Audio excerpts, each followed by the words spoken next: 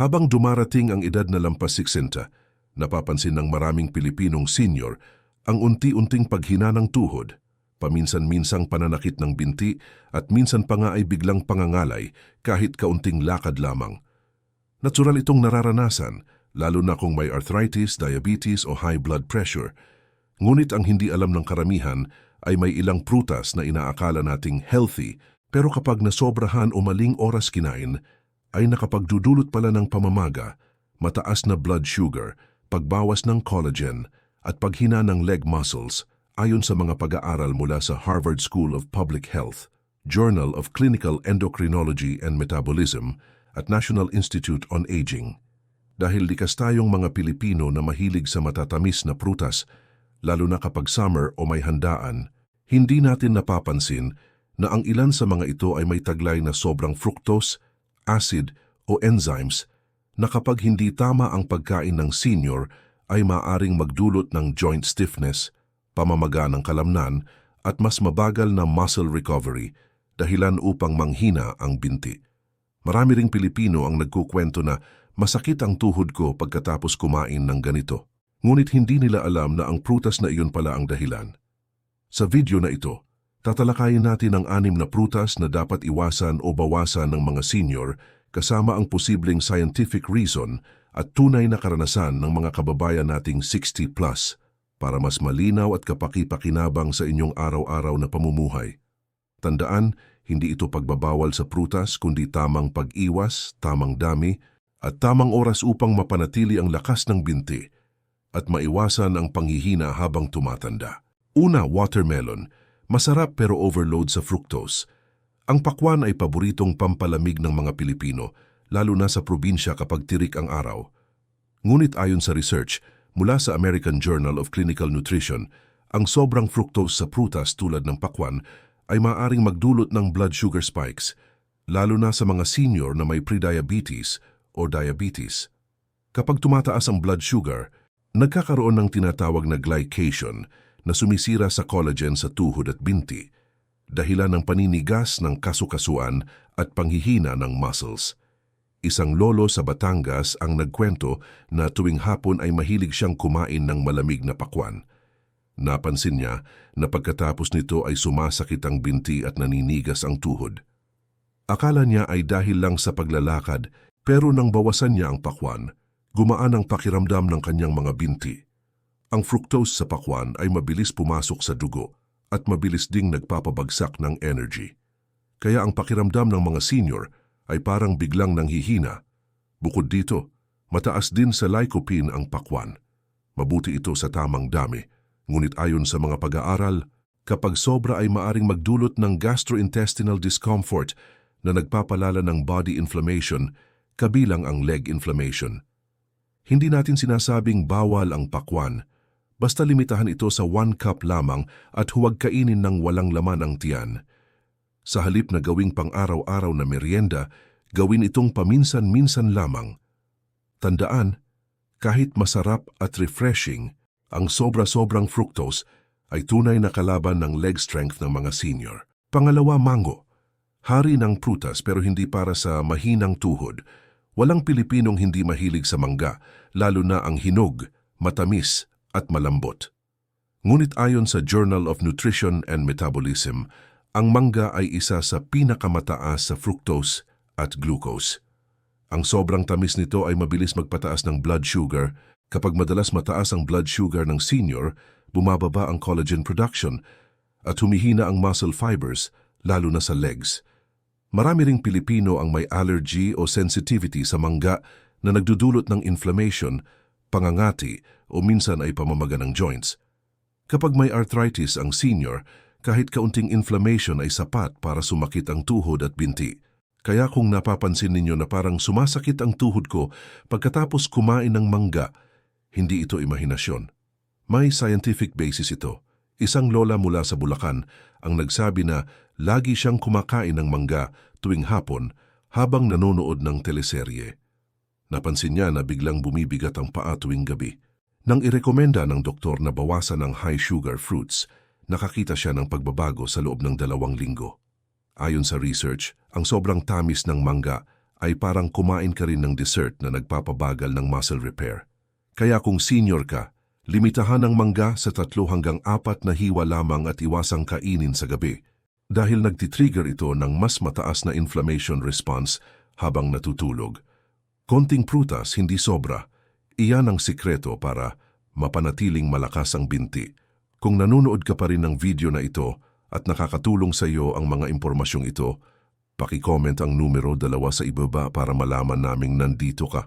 At kung hindi ka pa nakasubscribe, inirekomenda kong mag-subscribe ka at i-on ang bell notification para hindi mo makaligtaan ang mga susunod na videos.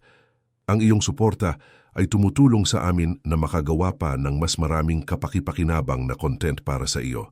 Ngayon, magpatuloy tayo. Pangatlo, pineapple, acidic na nagpapalala ng joint pain. Ang pinya ay isa sa pinakapaboritong prutas ng maraming Pilipino. Ginagawa natin itong pampagana, panghimagas, sausawan, at minsan ay pamalit na merienda. Kilala rin ito bilang digestive fruit dahil sa enzyme nitong bromelain na. Ayon sa ilang pag-aaral, ay nakatutulong sa pagtunaw ng pagkain at sa mild inflammation kapag tama ang dami. Ngunit dito nagkakaroon ng problema ang maraming senior. Kapag sobra ang intake, nagiging irritant ang natural acids ng pinya at maaari itong mag-trigger ng tissue inflammation. Ayon sa mga clinical findings na inilathala sa International Journal of Food Sciences, ang overconsumption ng bromelain ay maaaring magdulot ng tissue sensitivity at irritation, lalo na sa muscle areas tulad ng binti at tuhod. Sa Pilipinas, madalas nating marinig ang reklamo na nanginginig ang tuhod ko, ang bigat ng binti, o parang pagod agad ang legs ko, kahit hindi naman mabigat ang ginawa. Maraming senior ang hindi agad nakakakonekta na maaaring may kinalaman ito sa madalas na pagkain ng mga acidic fruits tulad ng pinya. Isang 72 anyos na lola mula Cebu ang nagbahagi na halos araw-araw siyang kumakain ng fresh pineapple dahil healthy daw at pampabata. Ngunit nang tumaas ang kanyang leg inflammation at araw-araw ang pananakit ng tuhod, sinabi ng kanyang rheumatologist na iwasan muna ang mga mataas sa acidity dahil nakakapagpalala ito ng osteoarthritis flare-ups. Nang binawasan niya ito sa 1 hanggang 2 servings kada linggo, bumaba ang pamamanhid at pananakit ng kanyang binti. Ayon sa Harvard Health, ang sobrang acidic na pagkain ay maaaring magpababa ng pH balance ng katawan. Kapag masyadong acidic ang environment ng muscle tissues, mas mabagal ang muscle recovery, mas mabilis ang fatigue, at mas mataas ang risk para sa leg cramps at joint pain. Ito rin ang dahilan kung bakit maraming senior na kumakain ng pinya sa umaga ang napapansing mabigat ang binti pagsapit ng hapon dahil tumataas ang acidity habang araw pa lamang. Kung gusto mo pa rin kumain ng pinya, ang pinakamainam ay kontrolado at hindi araw-araw. Pumili ng hinog at mas matamis dahil mas mababa ang acidity.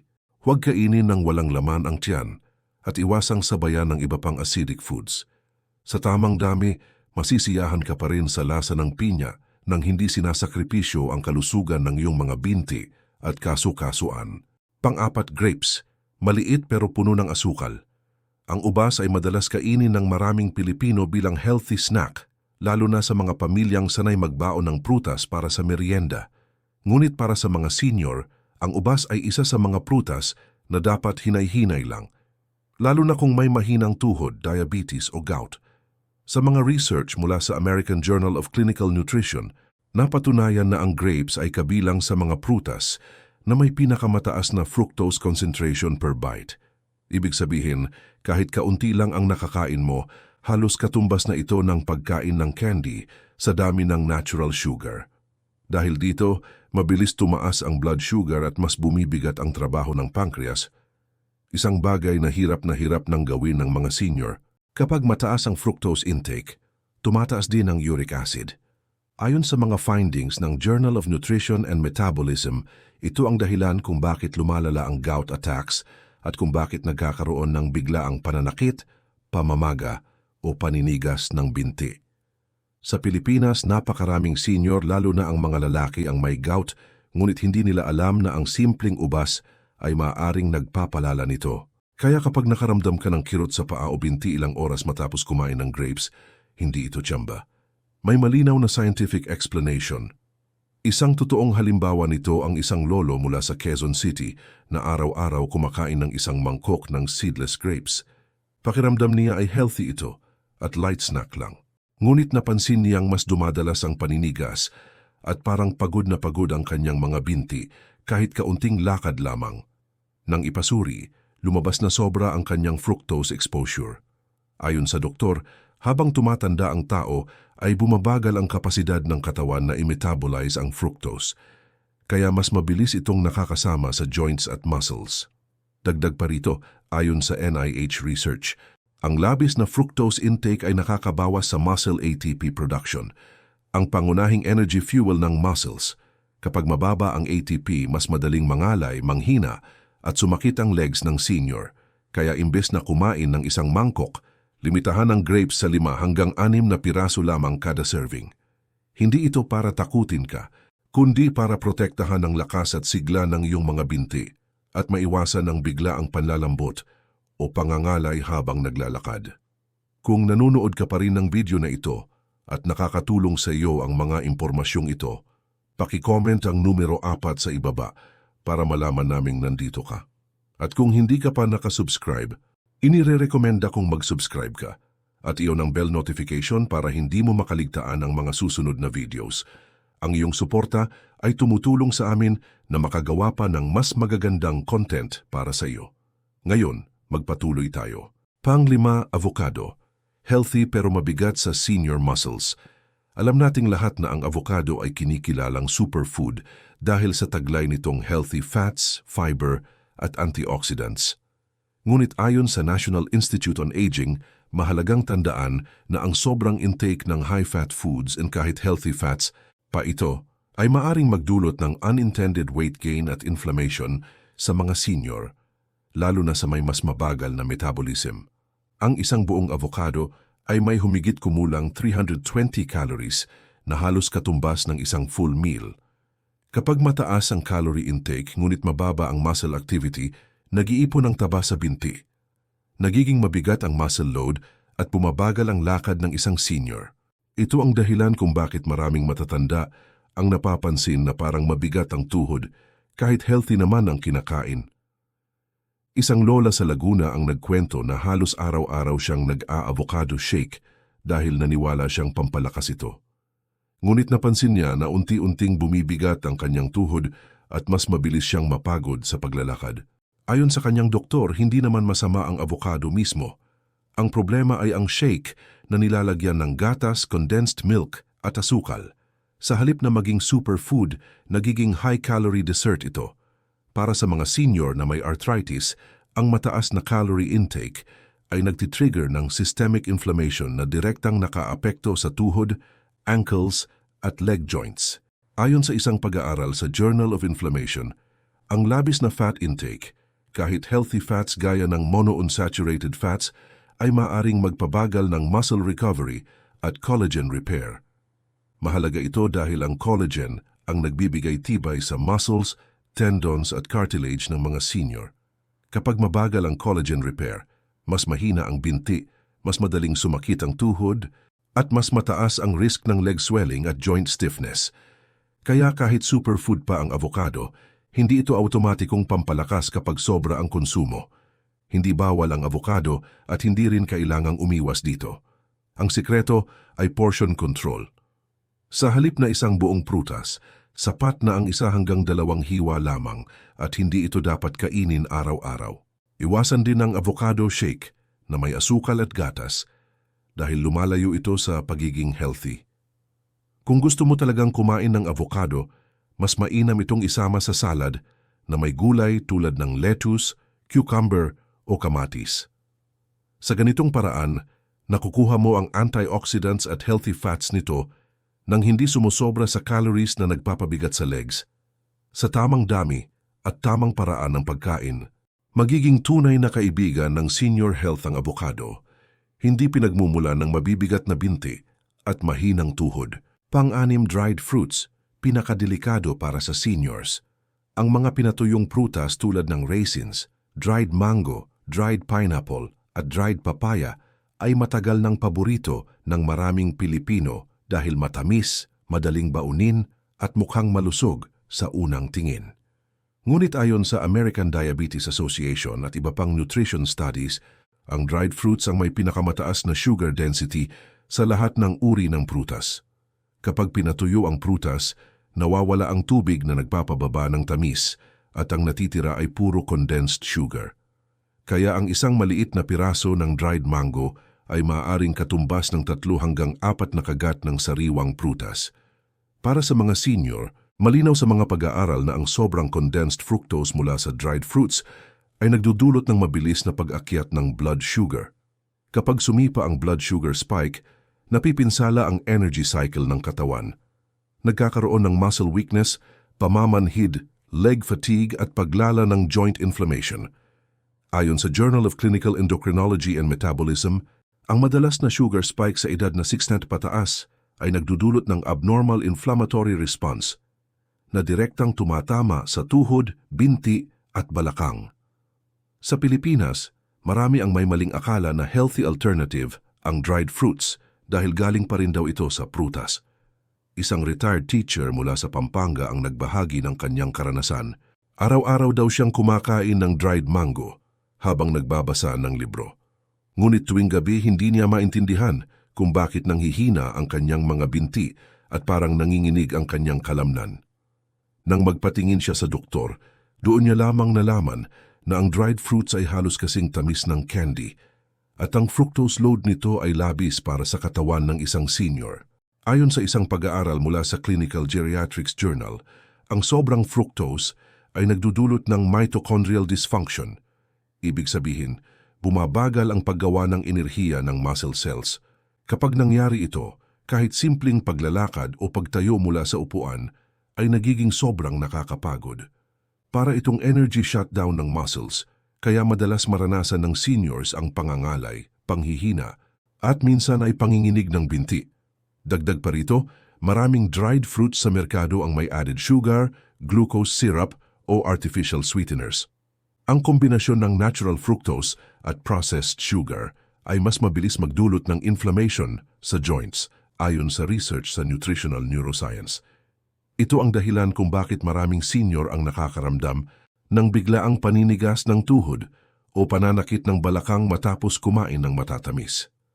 Pinakaimportanteng tip, kung hangad mo ang malakas, matatag at hindi nanginginig na binti, iwasan ang dried fruits.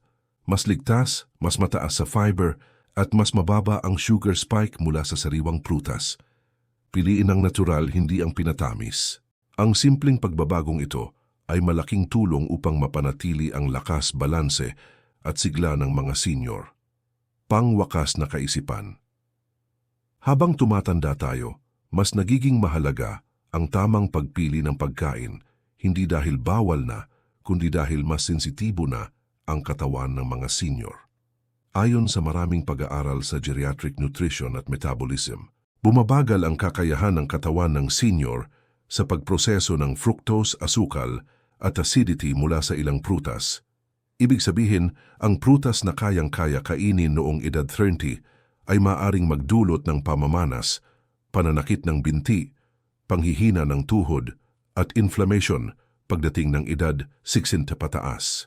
Ang 6 na prutas na binanggit natin, pakwan, mangga, pinya, ubas, avocado kapag sobra at dried fruits ay hindi naman masama.